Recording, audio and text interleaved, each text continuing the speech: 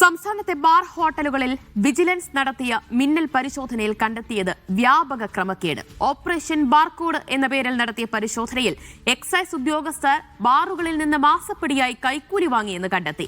സംസ്ഥാനത്തെ 66 bar ഹോട്ടലുകളിലാണ് vigilance പരിശോധന നടത്തിയത്. സിജോ വി ജോൺ വിവരങ്ങൾ നൽകും. സിജോ, ബാർ ഹോട്ടലുകളിൽ നടത്തിയ പരിശോധനയിൽ ഏതൊക്കെ തരത്തിലുള്ള ക്രമക്കേട്, തട്ടിപ്പും വെട്ടിപ്പുമൊക്കെയാണ് കണ്ടെത്തിയിട്ടുള്ളത്?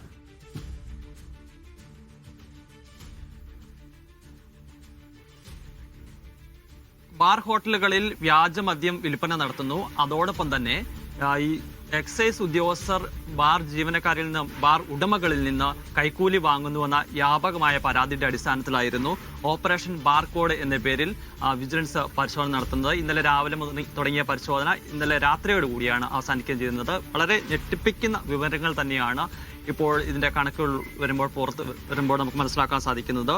പലയിടങ്ങളിലും ഈ എക്സൈസ് ഉദ്യോഗസ്ഥർ ബാർ ഉടമകളിൽ നിന്ന് കൈക്കൂലി പണം വാങ്ങുന്നു എന്നുള്ളതാണ് മനസ്സിലാകുന്നത്. അതിലേറ്റവും പ്രധാനപ്പെട്ടതെന്ന് പറയുന്നത് ആലപ്പുഴയിലാണ് എക്സൈസ് ഉദ്യോഗസ്ഥർ 3.56 ലക്ഷം രൂപ മാസപ്പടി കൈപ്പറ്റുകയും ചെയ്തിരിക്കുന്നത്.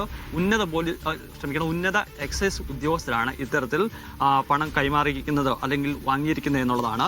മലപ്പുറത്ത് എക്സൈസ് ഓഫീസിൽ നിന്ന് മദ്യവും കണ്ടെത്തിയിട്ടുണ്ട്. ഇതൊരു പാരിതോഷികമായി ലഭിച്ചതാണ് എന്നുള്ളതാണ് വിജിലൻസ് വ്യക്തമാക്കുകയും ചെയ്യുന്നത്. ഭൂരിഭാഗം ബാറുകളിലും സ്റ്റോക്ക് ടേസ്റ്റർ പോലും ഇല്ല എന്നുള്ളതാണ് ഏറ്റവും പ്രധാനപ്പെട്ട വിവരം എന്ന് പറയുന്നത്. അതോടൊപ്പം തന്നെ പത്തനംതിട്ടയിൽ ഒരു ബാറിൽ കഴിഞ്ഞ തദ്ദേശ തെരഞ്ഞെടുപ്പ് ദിവസം ഓപ്പണായി പ്രവർത്തിച്ചു എന്നുള്ളതാണ്. തെരഞ്ഞെടുപ്പ് ദിവസം എന്ന് പറയുന്നത് അത് ബാർ അവധിയുള്ള ദിവസമാണ്. അവിടെ 4 കേസ് സ്റ്റോക്കിന്റെ വ്യത്യാസം കണ്ടുകയും ചെയ്തിട്ടുണ്ട്.